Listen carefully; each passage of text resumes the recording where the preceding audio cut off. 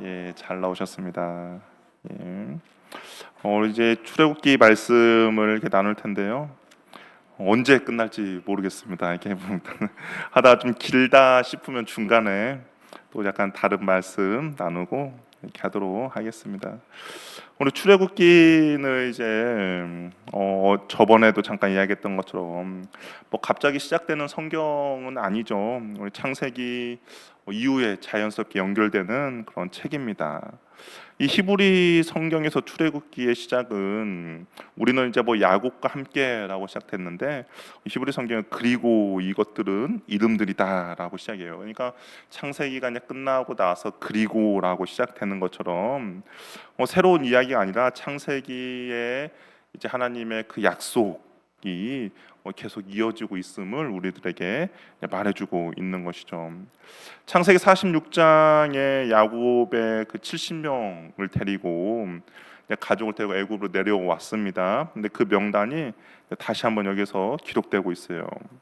이스라엘의 자손은 뭐 단순한 숫자가 아니라 하나님이 여전히 기억하고 있고 한 사람 한 사람 앞에 하나님의 언약의 백성임을 다시 한번 말해주고 있죠.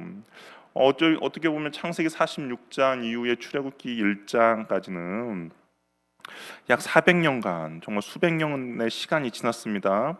그래도 불구하고 하나님은 여전히 그 이스라엘 백성들을 기억하고 있다라고 이야기를 하고 있죠. 이게 하나님의 약속이 단 한순간도 뭐 끊어지거나 뭐 잊혀지지 않았다라는 것을 출애굽기에서도 말해주고 있습니다. 시간이 흘렀습니다. 세대가 바뀌었어요. 상황이 완전히 달라졌음에도 불구하고 하나님은 한 사람 한 사람 기억하고 알고 계시며 그들과 맺은 언약을 잊지 않고 계신다라는 것을 이제 독자들에게 이야기를 해주고 있는 것이죠. 성경은 먼저 그것을 읽는 독자들에게 하나님이 메시지를 주신 거죠. 그러니까 출애굽기는 어떻게 보면 지금 이스라엘 출애굽한 이스라엘 백성들이 그런 이야기들을 지금 하고 있습니다. 그러니까 이것을 그 당시 이제 사람들에게 이야기를 하고 있죠. 너희의 존재도 이와 같다라고 모세가 이스라엘 백성들에게 이야기를 하고 있는 겁니다.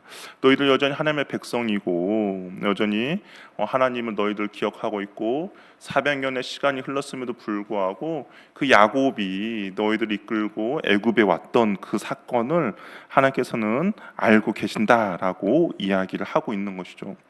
그리고 그 현재 것을 읽고 있는 그 독자들에게도 동일하게 적용이 되죠. 그러니까 이 원독자 말고 지금 현재 이 출애굽기 1장을 읽고 있는 우리들에게도 하나님께서 동일하게 말씀하고 계시는 거죠.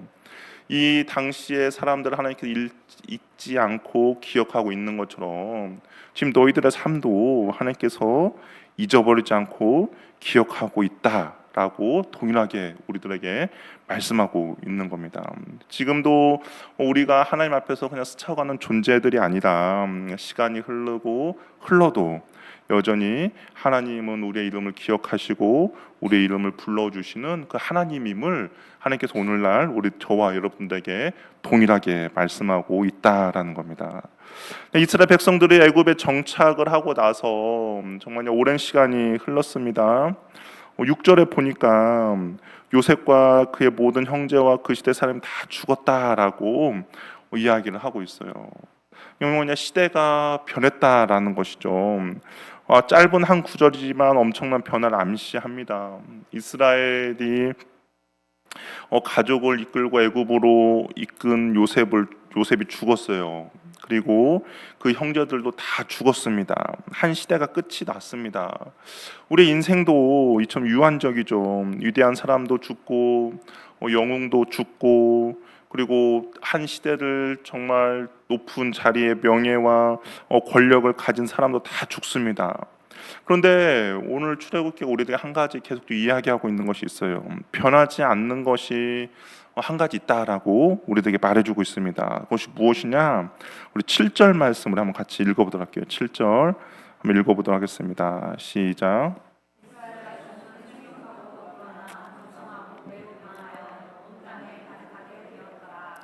예, 이거 7절 뭐 이게 중요한가라고 생각이 들 거예요. 혹시 7절에 성경에 이 밑줄 그어져 있는 분 있습니까? 7절에 혹시 성경에 밑줄 그어져 있다. 아마 뭐 우리는 그냥 뭐 많이 번성하고 생육했나 보다라고 생각할 겁니다. 우리가 좋아하는 거는 너희들에게 복을 줄 것이다. 내가 너를 뭐 잊지 않을 것이다. 막 이제 그런 것들 좋아하잖아요. 근데 성경에서는 이 출애굽기 1장 7절이 엄청 중요합니다. 왜 중요한가?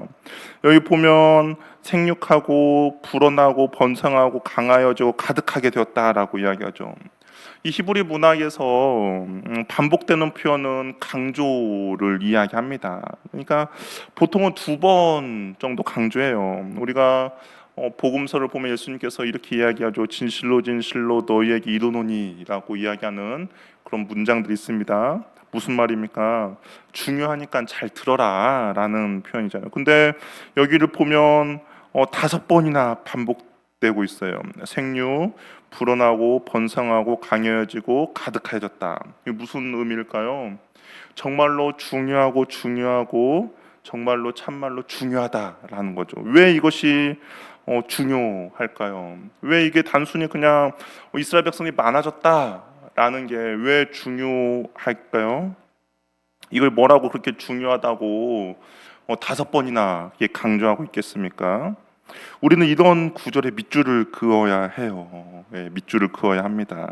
뭐 복을 주겠다, 너희들 잘 되겠다 그런 구절이 아니라 이런 구절에 밑줄을 그어야 되는데 왜 이 구절에 밑줄을 그어져 있어야 하냐? 이것은 하나님께서 아브라함에게 주신 약속, 하나님께서 아브라함에게 크게 3가지의 약속을 주셨잖아요. 근데 그 약속 중에 하나의 약속이 이루어졌다라는 것을 우리에게 보여주고 있습니다. 약속의 성취가 이루어진 거예요. 하나님께서 아브라함에게 어떤 약속했습니까? 너로 큰 민족을 이루겠다라는 약속이 있었잖아요. 근데 그 하나님의 약속이 지금 이루어졌음을 성경이 이야기하고 있습니다. 하늘의 별과 같이 바닷가의 모래와 같이 네 자손이 번성하리라라는 그 약속이 이루어졌다라는 것, 성취가 되었다라는 것을 말해주고 있습니다. 그렇기 때문에 정말 중요한 구절이죠. 또한 이 구절에는 많은 의미가 담겨 있어요. 우리는 하나님의 약속을 볼 때 결과만을 놓고 보죠. 우리가 기도의 응답도 마찬가지죠. 기도의 응답도 짠 하고 결과만 나타나야 응답이 되었다라고 우리가 생각을 합니다. 그런데 우리는 그 결과도 중요하지만 그 과정 가운데 하나님의 일하심도 우리는 볼 수 있어야 한다라는 거죠. 이 7절이 이스라엘 자손이 생육하고 불어나 번성하고 매우 강하여 온 땅에 가득하게 되었다라는 이 7절이 어느 한순간에 짠 하고 응답되어진 것이 아니죠. 그냥 읽고 있을 때 갑자기 이스라엘 백성들이 우리가 말한 200만의 그런 사람이 된 것이 아니라 무엇입니까? 일시적으로 뿅 해서 큰 민족을 이룬 것이 아니라 서서히 조금씩 이 약속이 성취되었다라는 것을 우리에게 말해주고 있죠. 무슨 말입니까? 하나님이 여전히 일하고 계셨다라는 거죠. 그 하나님의 일하심이 한 번도 멈추지 않았다라는 겁니다.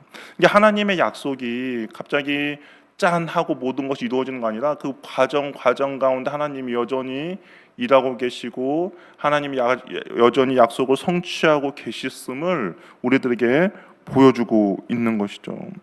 그렇기 때문에 우리는 기도의 응답이 늦게 이루어졌다고 해서 하나님의 약속이 늦어졌다고 해서 쉽게 좌절하고 낙심할 필요가 없죠. 왜 그렇습니까? 여전히 하나님이 지금도 일하고 계시기 때문인 것이죠. 하나님이 지금도 그 약속을 이루어 가시고 계신다라는 겁니다. 내가 모르고 있을 뿐이지 하나님은 지금도 일하고 계십니다. 그리고 우리는 그 과정 가운데 있다라는 것이죠. 그렇기 때문에 내가 바람대로, 내가 원하는 대로 어떤 결과가 지금 현재 나타나지 않았다고 해서 우리가 좌절하거나 낙심할 필요가 없죠. 왜 그렇습니까? 주님이 지금도 일하고 계시기 때문인 거죠. 저는 이제 목회 현장에서 이런 분들 종종 만나요. 오랫동안 기도했던 기도의 문제들, 특별히 자녀의 문제가 도저히 풀리지 않았다라고 하면서 하나님이 정말 내 기도를 듣고 계시는지, 하나님이 정말 살아 계시는지 정말 눈물로 토로하시는 분들이 있죠. 근데 시간이 지나서 다시 이야기를 나눠보면 놀랍게도 그분들의 그 삶 가운데서 하나님이 이미 조용히 일하고 계셨다라는 흔적들을 발견하게 된 거죠. 다만 그 순간에는 너무 힘들어서 보이지 않았을 뿐입니다. 요셉이 죽고 세왕이 일어난 그 시절 이스라엘 백성 중 누구도 자신들이 지금 아브라함의 언약과 하나님의 약속이 성취를 하고 있다라는 사실을 아마 실감하지 못했을 거예요. 그러나 하나님의 눈에는 분명했습니다. 우리의 눈에도 보이지 않는다고 해서 하나님의 일하심이 멈춘 적이 없다라는 것이죠. 만약에 내가 눈물로 기도하고 있는 기도 제목이 있다면, 그리고 내가 하나님 앞에 간절히 부르짖는 기도 제목들이 있다면 반드시 하나님께서 지금 일하고 계신다라는 겁니다. 단지 내가 너무 힘들고 어리석어서 그것을 깨닫지 못하고 그리고 보이지 않았기 때문에, 그래서 내가 확신하지 않지만 그럼에도 불구하고 주님의 일하심은 한 번도 멈춘 적이 없다라는 것이죠. 그렇기 때문에 불평과 불만과 원망이 아니라 우리는 감사와 찬양으로 주께 나아가는 믿음이 있기를 바랍니다. 사람은 변해도 상황도 변해도 하나님의 약속은 변하지 않습니다. 왜 그렇습니까? 하나님이 변하지 않는 분이기 때문인 것이죠. 조금도 흔들리지 않고 여전히 진행되고 있습니다. 근데 하나님이 일하셔서 하나님 나라가 이게 확장이 되는데, 그런데 이 세상 나라도, 세상 나라 그러니까 사단의 나라도 가만히 있지 않다라는 것이죠.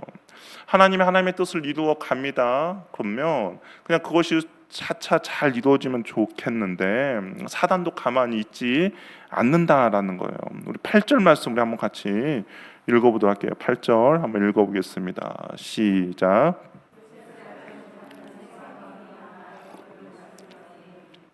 요셉을 알지 못하는 새 왕이 세워졌습니다.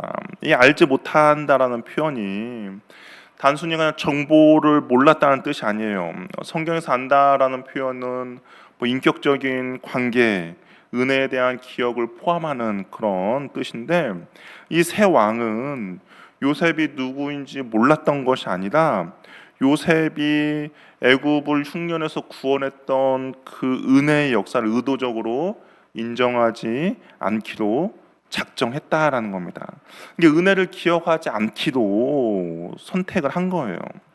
왜냐하면 당시에 이제 좀 왕조가 바뀐 거거든요. 우리도 말하면 고려에서 조선으로 왕조가 바뀐 겁니다. 그러면 한번 생각해 보세요. 이제 조선을 이승엽 건국을 했잖아요. 그러면 고려에서 어떤 큰 업적을 남긴 사람을 어떻게 하겠습니까? 그 사람의 흔적을 지우려고 하겠죠. 우리도 뭐 대통령이 바뀌면 어떻습니까? 전직 대통령 했던 것들을 좀 지우게 나서잖아요. 왕조가 바뀌었죠. 이 당시 요셉이 있었던 왕조는 힉소스 왕조였는데 이방 민족이었습니다. 그러니까 애굽 전통이 아니라 가나안 그쯤에서 있었던 이방 민족이 와가지고 애굽을 이제 다스리고 있었어요. 그러니까 이방 민족이었기 때문에 요셉도 총리로 쉽게 세워줄 수가 있었죠. 이방 민족이 이제 애굽을 통치하고 다스렸는데 힘이 약해지자 이제 애굽의 정통을 갖고 있던 사람들이 이 이방 민족들을 몰아내고 새로운 애굽 왕조가 들어섰습니다. 그러니까 이전에 외국인으로부터 있었던 공헌을 의도적으로 이제 부정하기 시작한 것이죠. 새로운 왕조 입장에서 보면 요셉은 어떤 사람일까요? 이게 새로운 애굽의 왕조가 요셉을 봤을 때 요셉은 매국노처럼 보였을 것이에요.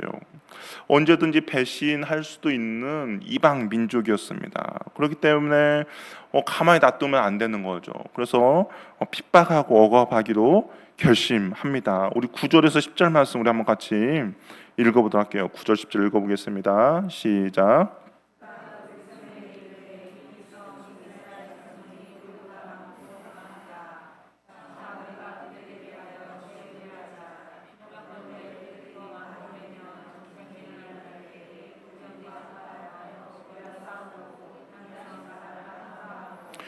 여기 보면 이제 백성들의 숫자가 많아지고 이제 두려운 것이 뭐예요? 만약에 전쟁이 일어난다면, 그러니까 동일하게 이방에서 힉속스 그런 사람들이 우리를 다시 쳐들어왔을 때 이 이스라엘 민족이 대적해서 그들과 합하여서 우리와 싸우고 나가면 이제 어떻게 될 것인가라는 이제 두려움을 갖게 됩니다. 바로의 말은 논리적으로 들리죠. 그러나 이 이면을 보면 무엇인가 두려움에서 비롯된 거죠.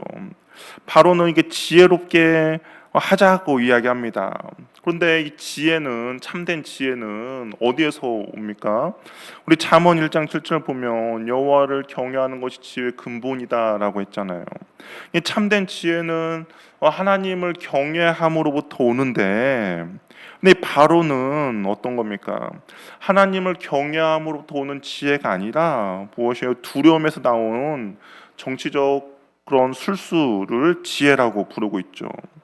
이거는 흔히 세상이 흔히 저지르는 착각입니다. 두려움과 계산을 지혜라는 이름으로 포장을 한 거예요. 진짜 지혜와 세상의 장깨는 겉모습은 비슷해 보일 때가 있죠. 그러나 그 뿌리를 보면 완전히 다르죠. 참된 지혜는 하나님을 경외함으로부터 나오고, 다른 하나는 사람을 두려움으로부터 어찌 보면 정치적인 술수에서 나옵니다. 그리고 두려움에서 시작된 지혜는 어찌 보면 인간의 정욕과 그런 육신적이기 때문에 말할 수 없는 비참한 결과들을 가져올 수밖에 없는 것이죠. 우리 11절 한번 볼까요? 그 인간적인 지혜가 이제 어떤 일을 만들어내는지 우리 한번 11절 말씀 한번 읽어보도록 하겠습니다. 시작.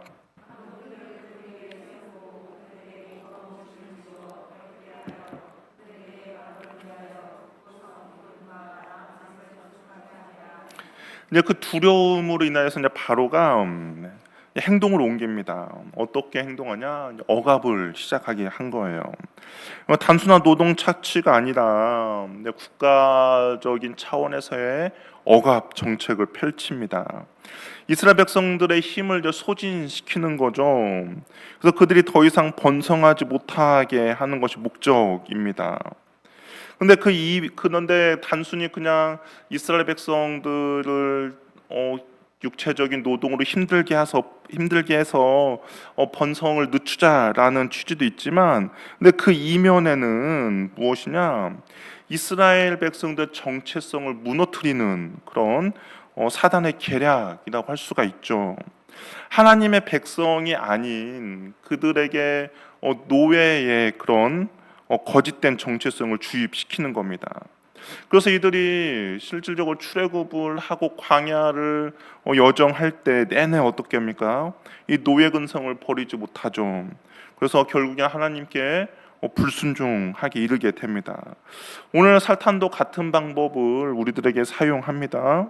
우리들의 정체성을 혼란시켜요. 실패한 사람이다라고 이야기를 하죠. 그리고 가치 없는 존재라고 우리를 무너뜨립니다. 아무도 너를 사랑하지 않는다라고 속삭이는 거죠. 우리 청소년들에게도 마찬가지죠.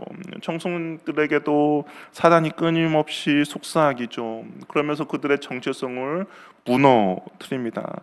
하나님은 한 번도 우리들에게 실패했다라고 해서 우리를 책망한 적이 없죠. 하나님 한 번도 우리들에게 가치 없다라고 우리들을 몰아세운 적이 없습니다. 그리고 하나님 한 번도 너희를 사랑하지 않는다라고 말씀하지 않으셨어요. 그런데 어떻게 합니까? 사단은 끊임없이 우리의 정체성을 흔들죠. 하나님이 사랑이 없다, 하나님의 사랑이 없고 너는 실패했고 너는 세상에서 무가치하다라고 계속적으로 정체를 흔듭니다. 고난보다 더 무서운 것은 바로 정체성을 잃어버리는 건데, 어찌보면 바로가 그 이스라엘 백성들을 끊임없는 고된 노동을 시키는 것은 그들에게 있어서 하나님의 자녀됨의 하나님의 백성의 정체성이 아니라 노예의 근성을 심어주는 그런 행동이었던 것이죠. 그럼에도 불구하고 어떻습니까? 하나님이 여전히 자기의 백성을 보호하시고 인도해 주십니다. 우리 12절 말씀 우리 같이 한번 읽어보도록 할게요. 시작.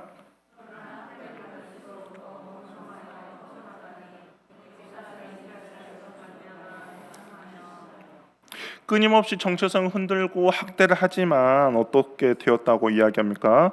더욱 번성해 나갔다라고 이야기합니다.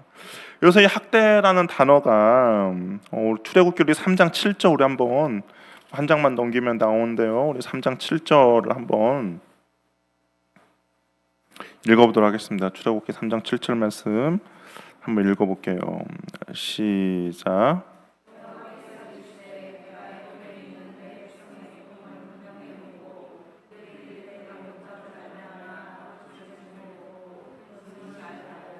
여기서 고통이 학대라는 단어를 사용했거든요. 근데 하나님께서 이스라엘 백성들이 학대 받을 때 어떻게 했다는 겁니까? 보았다라는 거예요. 그리고 부르짖음을 들었다라고 이야기합니다. 그리고 그 근심을 알았다라고 이야기하죠. 이스라엘 백성들 학대를 받을 때 하나님이 그 자리에 함께 계셔서 이스라엘 백성들의 고통을 듣고 보고 알았다라고 이야기합니다. 그랬더니 하나님께서 알았다라는 것은 어떤 의미가 있을까요? 하나님께서 알았다라는 것은 그래 니네들 한번 잘 해봐라 라는 의미가 아니죠. 하나님이 안다라는 것은 하나님이 지켜주시고 보호해 주셨다라는 겁니다. 그러니까 학대하면 학대할수록 이스라엘 백성들이 더욱더 주눅이 들고 어찌 보면 더욱더 소극적으로 변해야 되는데 학대하면 학대할수록 하나님이 알기 때문에 더욱더 보호해 주시고 인도해 주셨기 때문에 더욱 번성토록 되었다라는 겁니다. 이게 억압의 강도가 강하면 강할수록 원래는 더욱더 낮아지야 하는데 힘이 없어지고 절망하고 좌절돼야 하는데 오히려 번성의 속도가 정비례함을 말해주고 있습니다. 인간의 논리로는 설명이 안 되는 일이죠. 압제가 강해지면 원래는 더 위축이 되어야 합니다. 줄어드는 것이 정상입니다. 그런데 이스라엘은 정반대의 길을 갑니다. 왜 그렇습니까? 하나님이 알고 계시기 때문인 거죠. 하나님이 알았다라는 것은 하나님 이스라엘 백성들을 보호해 주신다는 거예요. 하나님이 인도해 주신다는 겁니다. 하나님의 사단의 그 계략 가운데 하나님의 그 손으로 붙잡아 주신다는 거죠. 우리의 삶도 마찬가지죠. 우리의 삶도 사단이 때로는 우리를 힘들게 합니다. 그래서 우리가 주님을 부르짖게 만들고 또한 억울함과 그런 고통과 고난 가운데 우리가 정말 힘들어 아파할 때도 있어요. 그런데 그 힘들고 아파할 때 주님께서 아신다라는 거예요. 주님께서 아신다는 것은 우리를 그냥 홀로 내버려 두시는 분이 아니라 그 상황을 이겨낼 수 있도록 그 상황 가운데 극복해낼 수 있도록 우리를 지켜주시고 보호해 주신다라는 겁니다. 그럼 하나님께서 그렇게 지켜주시고 보호해 주는데 또한 어떤 일이 벌어지느냐? 우리 13절, 14절 말씀도 우리 한번 같이 읽어보도록 하겠습니다. 한번 읽어볼게요. 시작.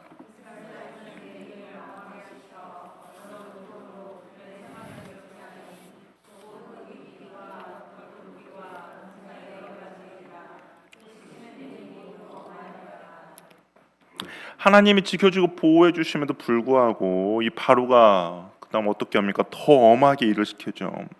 아까 바로의 지혜가 하나님을 경외함으로부터 나온 지혜였다면 이 돌아가는 판세를 보면 어떻게 해야 되는가를 알 수가 있었겠죠. 그런데 인간의 그 욕심과 욕망과 정욕에서 나타난 지혜였기 때문에 지금 이 상황을 온전히 보지 못하고 있습니다. 그러니까 바로가 어떻게 합니까?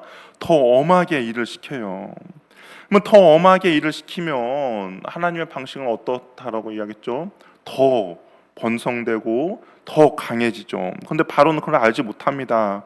이 엄하게라는 단어가 단순히 힘이 듦이 아니라 혹독하고 잔인하게 했다라고 이야기해요. 벽돌과 지능을 반복해서 언급하는 것도 조직적이고 더욱더 힘들게 이스라엘 백성들을 착취했음을 말해줍니다. 아마 새벽부터 저녁 때까지 뜨거운 태양 아래서 흙을 이기고 벽돌을 만드는 그런 고된 노역을 하게 했어요. 그런데 이 혹독하고 고된 일이 결국에는 이스라엘 백성들이 어떤 일이 벌어지게 만드냐? 하나님을 찾고 하나님을 부르짖는 계기가 되었다라는 겁니다. 그러니까 이스라엘 백성들이 만약에 바로가 그들을 괴롭히지 않고, 만약에 그들을 노역을 시키지 않고 그들에게 어떠한 억압을 하지 않았다면 아마 이스라엘 백성들은 애굽에 계속 머물려고 했을 것입니다. 그런데 오히려 그들을 혹독하게 하고 힘들게 하고 억압하니까 그들이 하나님을 찾게 되는 계기가 됐고, 그들이 하나님께 부르짖는 계기가 되었다라는 거예요. 우리 2장 23절 25절 말씀을 한번 같이 읽어보도록 할게요. 2장 23절에서 25절 말씀 한번 읽어보도록 하겠습니다. 시작. 열해 후에 애굽 왕은 죽었고 이스라엘 자손은 고된 노동으로 말미암아 탄식하며 부르짖니 그 고된 노동으로 말미암아 부르짖는 소리가 하나님께 상달된지라. 하나님이 그들의 고통 소리를 들으시고 하나님의 아브라함과 이삭과 야곱에게 세운 그 언약을 기억하사 하나님이 이스라엘 자손을 돌보셨고 하나님이 그들을 기억하셨더라. 어떻습니까? 이 고난과 고통이 오히려 하나님 앞에 탄식하며 부르짖는 그런 계기가 되었다라는 거죠. 그리고 그 부르짖는 소리가 하나님께 상달되었다라는 겁니다. 이 고난이라는 것이 때로는 싫죠. 누가 고난을 원하는 사람이 있습니까? 없죠. 그런데 이 고난이, 성경에서 말하는 고난은 끝이 아니라 오히려 하나님의 구원의 사역을 촉발시키는 계기가 된다라는 겁니다. 하나님의 그 도우심과 일하심의 계기가 바로 이 고난으로부터 시작이 된다라는 것이죠. 고난이 시작됨으로써 어떻게 합니까? 하나님을 더욱더 바라보게 된다는 거예요. 고난이 시작됨으로써 어떻습니까? 하나님께 부르짖는 시간이 되었다라는 겁니다. 이 고난을 즐거워하는 사람은 없죠. 그러나 고난으로 인하여서 우리의 시선이 하나님을 바라보게 만들고, 고난으로 인하여서 우리가 하나님께 부르짖게 만들고, 고난으로 인하여서 우리가 하나님을 의지하게 만든다라는 겁니다. 이러한 고난이 없었다면 이스라엘 백성들이 하나님께 부르짖지 않았을 거예요. 이러한 고난이 없었다면 이스라엘 백성들이 하나님을 바라보지 않았을 것입니다. 이러한 고난이 없었다면 하나님의 약속도 잊어버렸을 것입니다. 그런데 고난이 있었기 때문에 이스라엘 백성들이 하나님을 의지하고 하나님께 부르짖으며 하나님을 바라보겠다라는 것이죠. 출애굽 때에도 이 애굽 땅은 너무나도 좋은 땅이었다고 이스라엘 백성들이 이야기를 합니다. 그러니까 너무나도 애굽 땅은 이스라엘 백성들에게 너무나도 좋은 땅이었어요.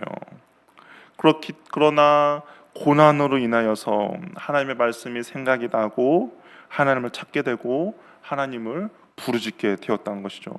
삶에 고난이 있다고 해서 우리가 낙심하거나 좌절하지 마시고, 오히려 이것이 하나님을 찾고 하나님을 구하며 하나님을 바라보게 하는 은혜임을 고백하는 은혜가 저 여러분들에게 있기를 바랍니다.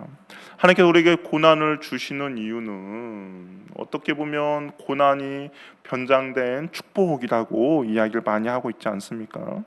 이 고난이, 우리의 삶 가운데서 고난이 있죠. 그런데 가만히 생각해 보면 나의 신앙이 언제 더 성숙해졌는가, 내가 언제 믿음이 더욱더 커졌는가를 생각해 보면 이 고난이라는 그 과정을 통과할 때 우리의 믿음이 더욱더 성숙해졌고, 우리가 주님을 더욱더 부르짖었고, 정말 한 번이라도 주님 앞에 더욱더 엎드리는 시간이었다라는 것이죠. 그렇기 때문에 고난이 우리의 삶 가운데 있다고 해서 우리가 슬퍼하거나 좌절하지 마시고, 오히려 이 고난을 통하여서 주님께서 나에게 주시고자 하는 축복이 무엇인지를 우리가 감사함으로, 찬양함으로 주께 나아간 은혜가 있기를 바랍니다. 오히려 고난이 있었기 때문에 하나님을 찾습니다. 오히려 고난이 있기 때문에 우리가 하나님을 부르짖습니다. 오히려 고난이 있기 때문에 우리가 하나님께 더욱더 가까이 나가는 것이죠. 하나님은 고난을 통해 분명히 보여주는 것이 있어요. 그 고난을 통하여서 하나님께서 우리에게 보여주시는 것은 고난보다 더 큰 사람, 하나님이 고난보다 더 크신 분이다라는 것을 우리에게 가르쳐 주시는 것이죠. 하나님은 고난을 제거하는 분이시기도 하지만 때로는 고난을 통해서 더 큰 구원의 은혜를 이루어 내십니다. 우리는 고난이 끝이 아니라 하나님이 일하신다고 생각하시고 그 하나님께서 고난 가운데 여전히 우리에 대한 사랑이 그 가운데 있다라는 것을 꼭 기억하시기를 바랍니다. 그렇기 때문에 우리가 고난 가운데 우리가 취해야 될 태도는 절망과 포기가 아니라 여전히 고난 가운데서도 나를 위해 일하고 계시며 고난보다 더 크신 하나님을 믿고 신뢰하는 저와 여러분 되기를 바랍니다. 하나님은 모든 상황과 환경 가운데 우리를 위해 일하고 계세요. 그리고 우리의 이름을 알고 계십니다. 그리고 그 고난의 삶 가운데서 우리의 삶을 모든 것들을 알고 계세요. 주님께서 알고 계신다는 것은 주님께서 우리를 보호해 주시고 인도해 주신다는 겁니다. 혹시 여러분 삶 가운데 어떠한 고난이 있습니까? 정말 뜻하지 않는 어떤 어려움을 겪고 있습니까? 그렇다면 우리가 그 고난 가운데 해야 될 것은 좌절하고 낙심하며 그냥 낭망하는 것이 아니라 오히려 주님을 더욱더 찾고 주님께 부르짖으며 주님께 나아가시길 바랍니다. 그렇다면 그 고난보다 더 크고 놀라우신 하나님이 일하심을 우리가 보게 될 것이고 그 고난 가운데 우리를 지켜주시고 보호해 주시는 그 하나님의 능력의 손을 경험하게 될 것입니다. 그러한 은혜들을 경험하며 나아가는 저와 여러분 되기를 바랍니다. 기도하겠습니다. 우리 이 시간 기도할 때